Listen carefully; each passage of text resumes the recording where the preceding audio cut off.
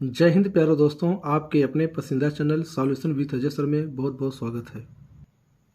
रसायन विज्ञान के लिए नॉन मेटल्स अधातु का पार्ट 2 लेकर आया हूं, जो आपके एग्जाम के लिए बहुत ही महत्वपूर्ण प्रश्नों का संग्रह है।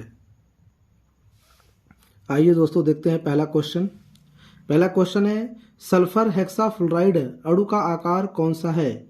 यानी कि सल्फर हेक्साक्लोराइड का जो अणु का आकार होता है कैसा होता है।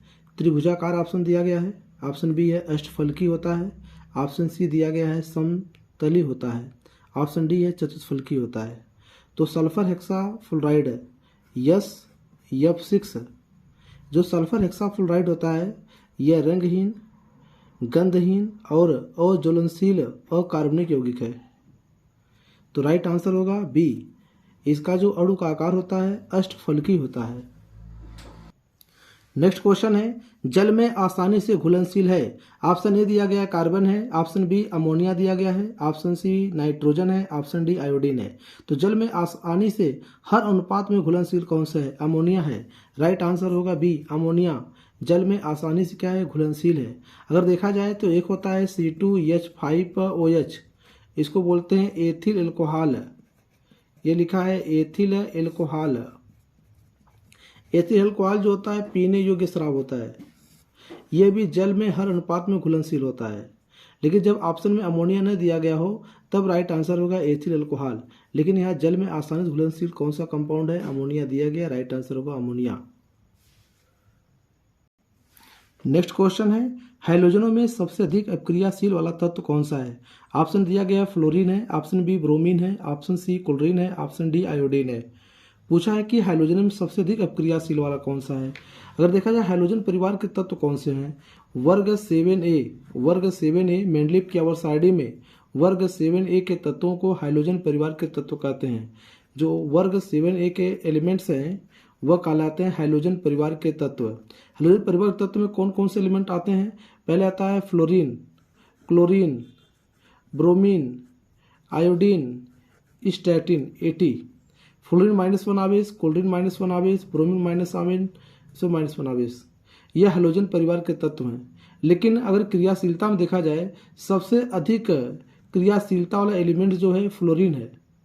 यह किसी से बंध नहीं बनाता है, क्योंकि बंध बनाने के बाद इसका बंध इतना मजबूत होता है यह टूटता नहीं है। तो फ्लोरीन क्रियाशीलता सबसे अधिक होती है मेंडलीव की आवर्साइडी में। तो पूछा जाए हैलोजन परिवार में, तो हैलोजन परिवार में सबसे अधिक क्रियाशीलता वाला एलिमेंट जो है वह है फ्लोरीन है। ये क्या है, अधातु है। फ्लोरीन क्या है, अधातु है। तो इसका राइट आंसर होगा ए फ्लोरीन। नेक्स्ट क्वेश्चन है वह हाइड्रोजन जिसका उपयोग पीड़ाहारी के रूप में किया जाता है। क्लोरीन है, यह जल को साफ करने के लिए प्रयोग करते हैं। ब्रोमीन क्या अतिशीती द्रव अवस्था में पाई जाने वाली क्या धातु है। तो पीड़ाहारी के रूप में हम प्रयोग करते हैं ब्रोमीन का। ब्रोमीन क्या धातु है, यह द्रव अवस्था में पाई जाने वाली एलिमेंट्स है। आयोडीन का प्रयोग करते हैं कीड़ानाशक के रूप में, आयोडोफार्म बनाने में, आयोडेक्स बनाने में आयोडीन का प्रयोग करते हैं। सबसे अधिक क्रियाशीलता वाला एलिमेंट्स कौन सा है, फ्लोरीन है।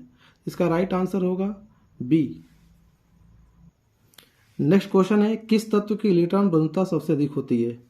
ब्रोमीन है, आयोडीन है, फ्लोरीन है, क्लोरीन है। तो अगर देखा जाए हाइड्रोजन परिवार वर्ग 7A, इसको बोलते हैं हाइड्रोजन परिवार के तत्व। हाइड्रोजन परिवार के तत्व में आते हैं फ्लोरीन है, क्लोरीन है, ब्रोमीन है, आयोडीन है और स्टैटिन है। तो इलेक्ट्रॉन बंधुता किसकी अधिक होती है, सबसे अधिक इलेक्ट्रॉन बंधुता होती है क्लोरीन की। पहले स्थान पर आता है क्लोरीन, दूसरे स्थान पर है फ्लोरीन, तीसरे स्थान पर है ब्रोमीन और चौथे स्थान पर है आयोडीन। आयोडीन -1 आवेश, फ्लोरीन -1 आवेश, फ्लोरीन -1 आवेश, क्लोरीन -1 आवेश। क्लोरीन में -1 आवेश होता है, फ्लोरीन भी -1 आवेश होते हैं, ब्रोमीन -1 आवेश, आयोडीन -1 आवेश। सबसे अधिक इलेक्ट्रॉन बंधुता किसका होता है, क्लोरीन का होता है। और दूसरे स्थान पर कौन है, फ्लोरीन है। नेक्स्ट क्वेश्चन है रेडियो कार्बन डेटिंग की आयु ज्ञात करने के लिए प्रयुक्त किया जाता है। ग्रहों की, शिशुओं की, जीवाश्म की, चट्टान की। तो रेडियो कार्बन डेटिंग विधि का जो प्रयोग करते हैं जीवाश्मों का आयु ज्ञात करने के लिए, आयु का अंकन ज्ञात करने के लिए हम प्रयोग करते हैं जीवाश्मों का। रेडियो कार्बन डेटिंग विधि का प्रयोग करते हैं जीवाश्मों का अध्ययन करने के लिए। राइट आंसर होगा सी। नेक्स्ट क्वेश्चन है, कार्बन के निम्नलिखित प्रकारों में से किस एक प्रकार में से सबसे अधिक कार्बन की परसेंटेज मात्रा पाई जाती है? आपको 4 कोयले दिए गए हैं। बिटुमिन्स कोयला है, पीट कोयला है, लिग्नाइट कोयला है, एंथ्रासाइट कोयला है। इसमें इन चारों कोयले में सबसे अधिक कार्बन की मात्रा किसमें पाई जाती है? तो सबसे अच्छा कोयला माना जाता है एंथ्रासाइट, जिसमें 86% से अधिक 86% से अधिक 86% से अधिक कार्बन पाए जाते हैं। सबसे अधिक कार्बन होता है एंथ्रासाइट में, और सबसे अच्छा कोयला माना जाता है एंथ्रासाइट कोयला। सबसे लो क्वालिटी का जो कोयला होता है पीट कोयला। ये कोयले की प्रारंभिक अवस्था होती है, प्रारंभिक फेज क्या है? पीट कोयला है। सबसे अच्छा कोयला माना जाता है एंथ्रासाइट कोयला, जिसमें कार्बन की मात्रा 86% होती है। राइट आंसर होगा डी, एंथ्रासाइट। नेक्स्ट क्वेश्चन है, रक्त कैंसर जिसे बोलते हैं ल्यूकीमिया की रोकथाम के लिए प्रयोग किए जाने वाले रेडियोधर्मी समस्थानी कौन सा है? ऑप्शन दिया गया है, आयोडीन 131 दिया गया है, फास्फोरस है 32 है, सोडियम 24 है, कोबाल्ट 16 है। तो हम रक्त कैंसर ल्यूकीमिया के लिए रोकथाम के लिए किसका प्रयोग करेंगे? तो फास्फोरस 32 का प्रयोग किया जाता है। जो आयोडीन 131 है, इसका प्रयोग कहाँ करते हैं? जो रक्त कैंसर की कोशिकाएं होती हैं उनको नष्ट करने के लिए धीरे धीरे नष्ट हो जाती हैं आयोडीन 131 से। नेक्स्ट क्वेश्चन है, सल्फ्यूरिक अम्ल H2SO4 कहा जाता है के संबंध में सही कथन पर चयन कीजिए। यह द्विभाषिक लवण अम्ल है, इसे रासायनों का राजा कहा जाता है, प्रयोगशाला में इसका उपयोग अभिकर्मक रूप में किया जाता है, यह एक रंगहीन क्रिस्टलीय पदार्थ है। 4 ऑप्शन दिए गए हैं, इसमें कौन सा राइट होगा? पहला क्वेश्चन दिया गया है कि यह द्विभाषिक लवण है। राइट है, क्योंकि ये सल्फ्यूरिक अम्ल क्या द्विभाषिक लवण है। इसे रसायनों का राजा कहा जाता है। सल्फ्यूरिक अम्ल को रसायनों का राजा कहा जाता है। इसे एक भाषा में कहते हैं, गांव में कहते हैं तेजाब है। तेजाब, यही जो तेजाब है का जो कार की बैटरी है, सीसा संचायक सेल में हम H2SO4 का प्रयोग करते हैं। जो कार की बैटरी होती है उसमें सांद्र सल्फ्यूरिक अम्ल का प्रयोग करते हैं, लेकिन जो घरों में प्रयोग की जाती है इन्वर्टर जो बैटरी होती है उसमें तनु सल्फ्यूरिक अम्ल का प्रयोग किया जाता है। देखिए, प्रयोगशाला में इसका उपयोग अभिकर्मक रूप में किया जाता है, यह भी राइट है। और यह एक रंगहीन क्रिस्टलीय पदार्थ है, यह क्या है? गलत है। यह सही है, दूसरा वाला सही है, तीसरा सही है। तो राइट आंसर होगा सी, 1, 2 और 3। नेक्स्ट क्वेश्चन है, इनमें से कौन सी अक्रिय गैस नहीं है? ब्रोमीन है, आर्गन है, नियान है, क्रिप्टॉन है। 4 ऑप्शन दिए गए हैं, इनमें कौन सी अक्रिय गैस नहीं है? ये अक्रिय गैस क्या होती है? इसको बोलते हैं शून्य समूह की गैस। शून्य समूह की गैस जो होती हैं उसे बोलते हैं अक्रिय गैस। इनके बाह्य कोश में 8 इलेक्ट्रॉन होते हैं, बाहरी कक्षा में 8 इलेक्ट्रॉन होते हैं। इनमें अष्टक का नियम पूरा होता है। तो शून्य समूह की गैस कौन है? हीलियम है, helium, नियान, argon, krypton, xenon, radon. अगर ट्रिक से याद करते हैं, कह सकते हैं, हे नानी आराम कर जिंदा रहेगी, या helium, नियान, argon, krypton, xenon, radon. ये क्या है? अक्रिय गैस है। अब देखा जाता है, ऑप्शन खोजते हैं, ये ब्रोमीन है, ब्रोमीन तो नहीं होगा, ये होता है Br। यह हाइड्रोजन परिवार का एलिमेंट्स है। आर्गन, ये देखिए Ar, ठीक। ये देखिए नियान, Ne, यह भी अक्रिय गैस है। क्रिप्टॉन, ठीक, क्रिप्टॉन देखते हैं Kr, ये भी क्या अक्रिय गैस है। आर्गन अक्रिय गैस है, नियान अक्रिय गैस है, क्रिप्टॉन अक्रिय गैस है, लेकिन ब्रोमीन अक्रिय गैस नहीं है। यह हाइड्रोजन परिवार की एक धातु है, लेकिन अति शीतल द्रव अवस्था में पाई जाने वाली है। यह ब्रोमीन क्या है? अक्रिय गैस नहीं है, क्योंकि ब्रोमीन के बाह्य कोश में 7 इलेक्ट्रॉन होते हैं, और आर्गन, नियान, क्रिप्टॉन ये अक्रिय गैस है, इनके बाह्य कोश में बाहरी कक्षा में 8 इलेक्ट्रॉन होते हैं। राइट आंसर होगा ए।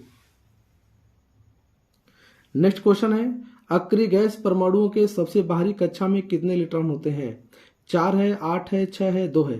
तो अक्रिय गैस के परमाणु के बाह्य कोश में 8 इलेक्ट्रॉन होते हैं। जैसे हमने कह दिया कि हीलियम को छोड़कर, यदि हीलियम को छोड़ जाए, हीलियम के बाह्य कोश में क्या इलेक्ट्रॉन है? 2 इलेक्ट्रॉन है। अगर हीलियम को छोड़कर देखा जाए, जितने भी अक्रिय गैस हैं उनके बाह्य कोश में 8 इलेक्ट्रॉन होते हैं। तो राइट आंसर होगा बी।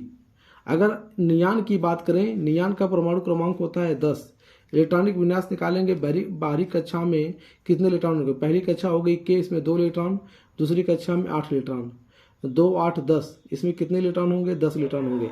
इसका नियम होता है, बोरबरी का नियम है, पहली कक्षा के एल एम एन, पहली कक्षा में 2 इलेक्ट्रॉन भर सकते हैं, दूसरी कक्षा में 8 इलेक्ट्रॉन भर सकते हैं, तीसरी कक्षा में 18 इलेक्ट्रॉन भर सकते हैं, चौथी कक्षा में 32 इलेक्ट्रॉन भर सकते हैं।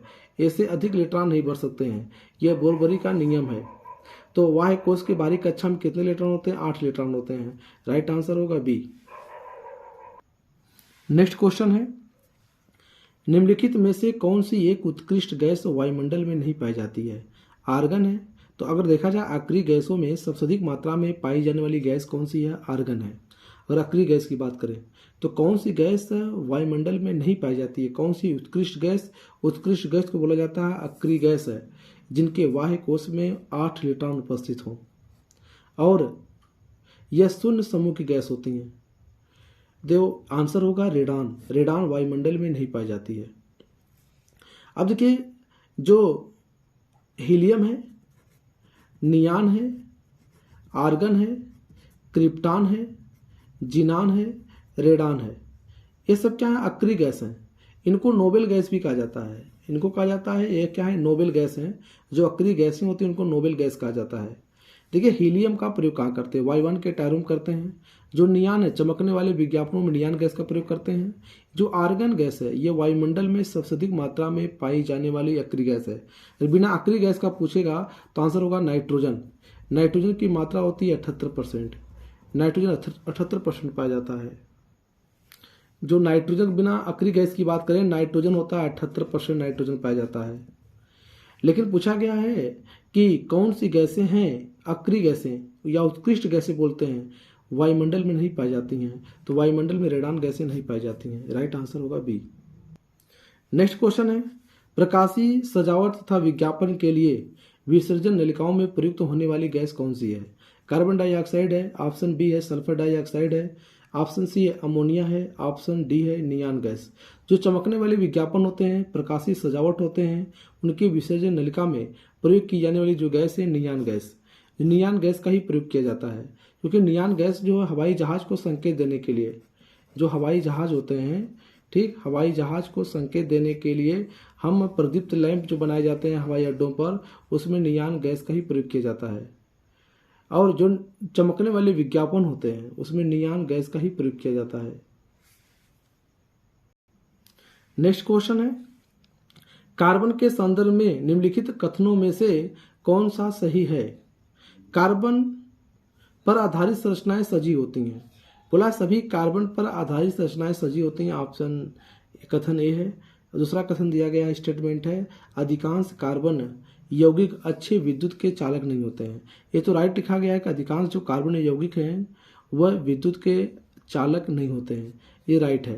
लेकिन ये बोला है सभी कार्बन आधारित संरचनाएं सजी होती हैं, ये बात गलत है। क्योंकि वैज्ञानिक फ्रेडरिक होलर ने जब अमोनियम साइनेट से यूरिया का खोज किया, यानी यूरिया का निर्माण हुआ, तो इसमें यह प्रूफ हो गया कि जो कार्बन पर आधारित संरचनाएं होती हैं वो सजीव नहीं होती हैं। इसलिए ये क्या है? गलत है। यह अब दूसरा वाला सही है, तो इसमें होगा केवल सी, यानी केवल दूसरा वाला सही है। नेक्स्ट क्वेश्चन है, केवल कार्बन और हाइड्रोजन वाले कार्बनिक यौगिक निम्न में से क्या कहलाते हैं? जिसमें कार्बन हो और क्या हो? हाइड्रोजन हो। इस प्रकार के कंपाउंड को क्या कहते हैं? उसको बोला जाता है हाइड्रोकार्बन, जिसमें कार्बन भी हो और क्या? हाइड्रोजन भी हो। ये हाइड्रोकार्बन क्या बनाते हैं? ये एल्केन श्रेणी बनाएंगे, चाहे एल्किन बनाएंगे, चाहे एल्काइन बनाएंगे, चाहे एल्किन बनाएंगे। एल्केन, एल्किन, एल्काइन, ये 3 ग्रुप बनाते हैं। कौन? हाइड्रोकार्बन। राइट आंसर होगा ए। नेक्स्ट वीडियो आपकी रहेगी मिश्र धातु की, जो जल्द ही आपके सामने ये क्वेश्चन महत्वपूर्ण प्रश्नों का संग्रह लेकर आने वाले हैं। इसके बाद नेक्स्ट वीडियो रहेगी कंपाउंड यानी कि यौगिक की। जय हिंद दोस्तों।